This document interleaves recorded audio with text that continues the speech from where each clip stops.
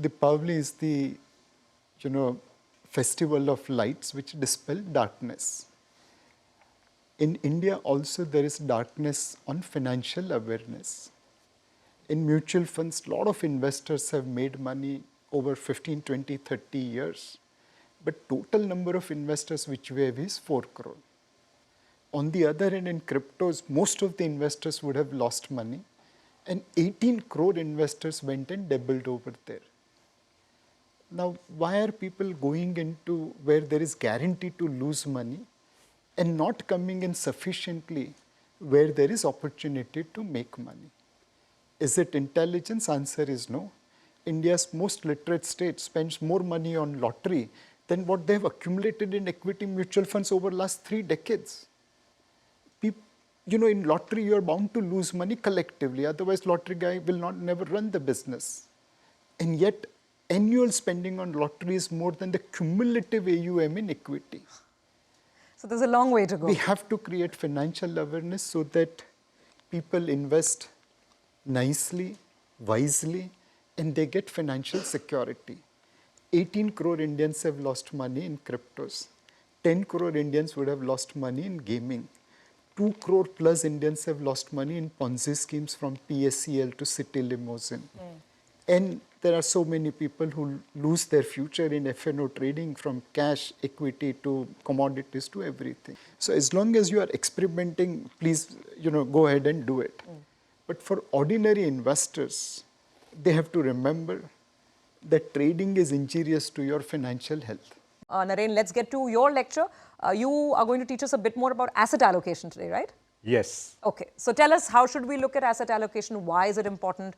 And how should we go about, asset allocation as we get into this new year? See, 2007, 8, 9 was a red letter period, where, as Nilesh pointed out, the number of investors in India in mutual fund is still very small. So we felt that, this mutual fund industry saw itself as an equity mutual fund industry. And we said that we have to move out of that and move into a situation where we created categories like balanced advantage and multi-asset. Because if the mutual fund industry was not a equity mutual fund industry, actually gold gave very big returns in 2008. And consequently, this whole thing, we started popularizing categories like balanced advantage, and later when scheme categorization came, categories like multi-asset. Because once we did that, we got the real benefit actually in COVID. Because in COVID, actually, equity did badly immediately, but asset classes like gold did well. And we have had a situation where this whole concept of asset allocation, where you invest in equity, debt and gold, actually leads you to a very good experience compared to just investing in equity. And the problem that Nilesh pointed out, that investors are much more invested in other things and not in mutual fund, can be corrected only in that way. Because the day you make it an equity mutual fund industry, you cannot make the industry as large. Look at the scale of all the other industries, they have been much bigger. So that's what we felt, and the experience of 2018 to 22, as the data would show, there are years in which equity has done well, there are years in which gold has done well, and then the investor experience is much better, and then you can scale up the industry. And today, all of us in the industry have launched multi-asset funds, primarily because we have realized that that is one way of increasing the number of investors in the industry and ensuring that the investor experience can also be much better over the next 3 years, 5 years, 10 years. Mihir, you were going to tell us about this beast called valuation, how to look at it, how to befriend it. At times we want to forget about it when the market is running away. So I think it's a question that a lot of us grapple with. This has been the year of power stocks and capital goods stocks. I mean, these stocks never worked for decades. Absolutely. And now here we are. Absolutely. So it's a very pertinent question at all points in time in the market, not only today.